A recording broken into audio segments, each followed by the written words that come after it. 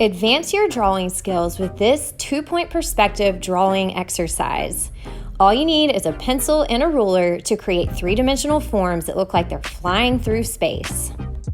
For a full 3-dimensional effect, I will show you how to shade each of your boxes to make it look like there's a light source shining right on them.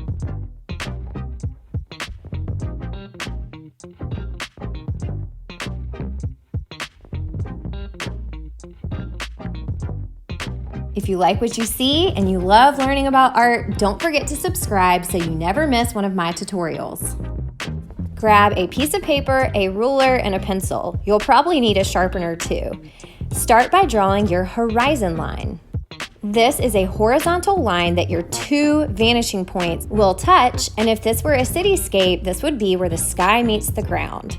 With 2-point perspective, you have 2 vanishing points, and you're going to start lining up your ruler, and you're going to draw a vertical line. So this is going to be the corner of your box. You always start with 1 vertical line. You will then, on the side closest to the vanishing point on the left, draw 2 lines, and then you're going to go to the other side on the right, and from the corner, draw your 2 lines that both go to your vanishing point. Now at this point, you need to decide how thick your box is going to be. Is it going to be a rectangle? Is it going to be a square? However you want it to be, you can make it consistent like a building, or you can make each one a little bit different. Once you have drawn your line, you want to make sure it's parallel to your first vertical line. I'm drawing boxes that are flying through space, so you can actually see the bottom of this box. I'm going to erase my guidelines first because you're going to crisscross your vanishing points for this one. So on the left side, you're going to cross over with your ruler and connect it to the vanishing point on the right. Then you're going to connect it on the other side from right to left. Again, you will erase those points that you don't need anymore, and I always double check my work because I'm just terrible with a straight line. So my first box is flying over my vanishing point, and so my second box I'm going to put right smack dab in the middle. Again, start with a vertical line, and this time I'm crossing right through my horizon line. Your vanishing points again are going to connect from left to the left vanishing point, and on your right side, you're going to draw 2 lines from top to the right vanishing point to the bottom to the right vanishing point. That's a lot of words. As you can see, your box can be really long, like it's going forever back in space like a train, or you can crop it at any point. I'm going to make mine a little bit longer here, and I'm going to draw a vertical line, again, that's parallel to the first corner of my box that I drew. I'm now going to erase all of my extra lines that I don't need, except my horizon line. Now, the cool thing about drawing this right in the middle is you don't see the top and you don't see the bottom of your box. So if this were a building, you could do your first vertical line going all the way down, and it would look just like a building sitting on the side of the road. My third box, I'm going to do my first vertical line all the way underneath the horizon line. And the technique doesn't change. You do your left vanishing points to the left side of your line and your right to the right vanishing point. So every time the technique doesn't change, just the location of your vertical line. Crop it where you want it and erase any of the extra lines. With this box, I have a decision to make. Do I want it to be behind that floating box off to the right, or do I want it to be small enough where you can see the edges? So you can play around with your lines, and remember, as long as they're parallel and each side is going to the vanishing point, you can decide exactly how your boxes interact, if they go in front of or behind. Once the size of your box is established, you're going to crisscross going from the right corner to the left vanishing point to the left corner going to the right vanishing point. So the first box we looked at the bottom because it's floating above the horizon line, but this box is underneath it, so we're going to be looking at the top. Just remember to crisscross from one side to the other to create that surface. So in the end, I decided to put this box going behind my box number 2. So now that I've shown you how to draw 3 boxes above, in front of, and underneath the horizon line, I'm going to draw a whole bunch more because I want this to look almost like a space theme. If you wanted, you could add windows, you can make it look like a cityscape, and for an idea how to do that, all you have to do is Google 2-point perspective cityscape.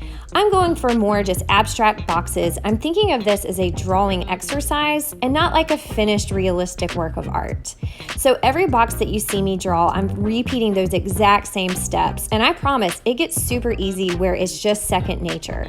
Draw your vertical line, 2 lines to each of the vanishing points, and then you decide the size of your box, and then you're going to crisscross your vanishing points to create either the bottom or the top of the box that you will see. If you want to level up, try drawing boxes that overlap and touch. So for this one, I'm going to draw a smaller box coming out of this first box that I drew. So it's a little tricky at first, but once you kind of get one down, it's the same technique repeated, and you would just erase your lines wherever it would overlap with another box.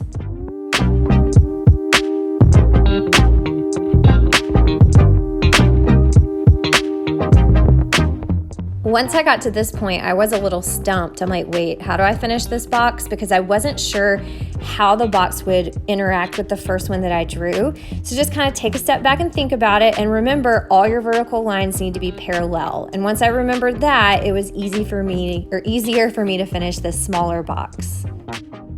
I'm going to keep overlapping because I feel like right now my artwork is a little bit boring. There's not all that much going on, and the overlapping really does add interest to your work. And when you start shading, it's going to be really fun to shade those overlapping areas. So draw as many boxes as you feel comfortable with, focusing on overlapping, and I promise once you do one, it certainly gets easier.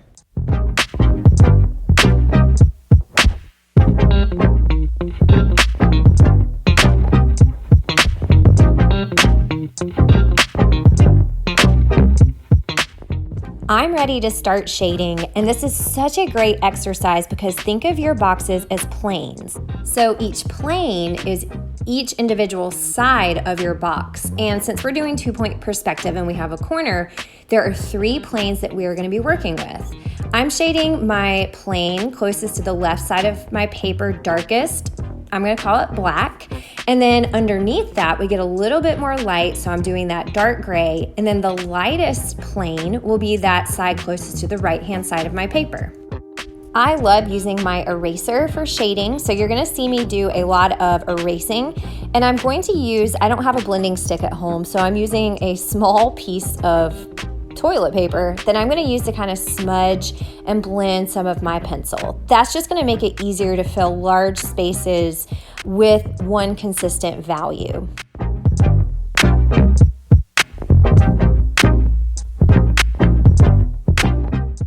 If you're brand new to shading, I'll put my link above for how to do a value scale and how to shade a sphere. For this exercise, we're mainly focusing on 3 values: black or darkest gray, medium gray, and lightest gray. But you could certainly have more values than just the 3, and I'll show you how to do that with your light source coming from the top right corner. And so I'm going to use my eraser to make it as light as I possibly can, whichever plane is facing or nearest my light source.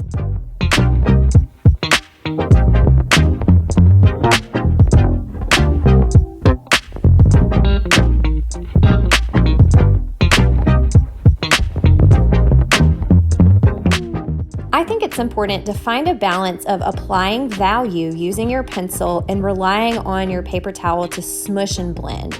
You don't want to overuse the paper towel because it's going to make everything just kind of one light gray value. And to create dynamic shading, you want to rely a lot on your pencil, use your eraser for highlights, and blend when necessary, but making sure to maintain that darkest gray, medium gray, and light gray in each plane that value should be. If you lose your way, your vanishing points are still there, so you can always go back and add your lines if you kind of blend or smudge or erase them out. Now that you have the hang of things, let's speed things up. One important tool here is I'm using a scrap piece of paper so that my wrist isn't smudging all of my values. So I'm just repeating the same steps that I did before and just enjoying the process of shading, which I find super fun and therapeutic.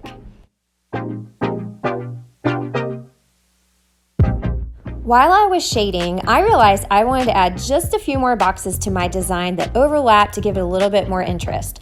Also, my hand hurt from shading, so I took a little break to add a little bit more. So as you work on your artwork, if you needed to take a break from shading or you want to add more shapes, just do it at your pace.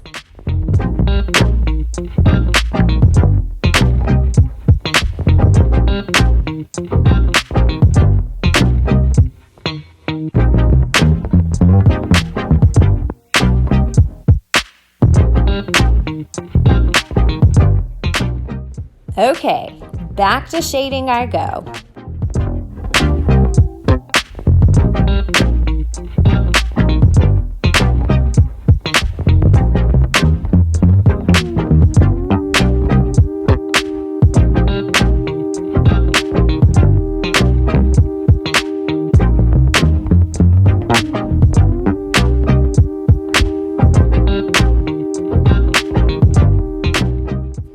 I love the effect of how three-dimensional this looks with simple lines and just a few values.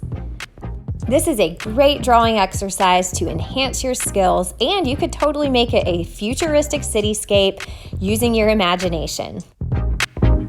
Thank you so much for watching, and check out my website, thatartteacher.com, for a downloadable PDF that shows you how to do this step by step without a video.